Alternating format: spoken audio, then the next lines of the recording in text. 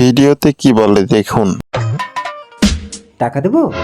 বাচ্চাদের হাতে একদম টাকা দেবে না। তুমি খাবার দাও, পোশাক দাও। ঠিক আছে নীতি, তাহলে এইটা ওকে দিয়ে দিই, আমাদের ছেলের জন্য আর একটা জামা কিনে নেবো। এই নাও। আশ্চর্য, এতটুকু বাচ্চাকে লেখাপড়া না শিখিয়ে বাবা মা ভিক্ষা করতে পাঠিয়ে দিয়েছে।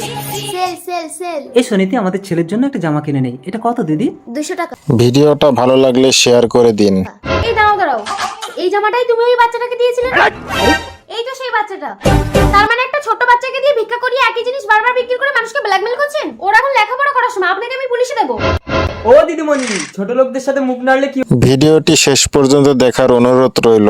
হয় জানেন তো? চলুন ফুটুন এখান থেকে। চলো নীতি। এখন আমি চলে যাচ্ছি, কিন্তু আমি পুলিশ নিয়ে আসবো। ছাড়ো না নীতি, কেন ফালতু ঝামেলায় নিজেকে জড়াচ্ছ? হ্যালো, এই তোর বউকে বলে দে, বিষধর সাপের লেজে পা দিলে কিন্তু ছবল খাবে। এই তুই বিষধর বন্ধুরা এখনো লাইক করনি, তাড়াতাড়ি লাইক করে দাও। সাপ হলে আমি ভয়ঙ্কর বেজি রে। হ্যালো হ্যালো, ফোনটা কেটে দিই। স্যার স্যার স্যার দাঁড়ান। কি হলো ম্যাডাম?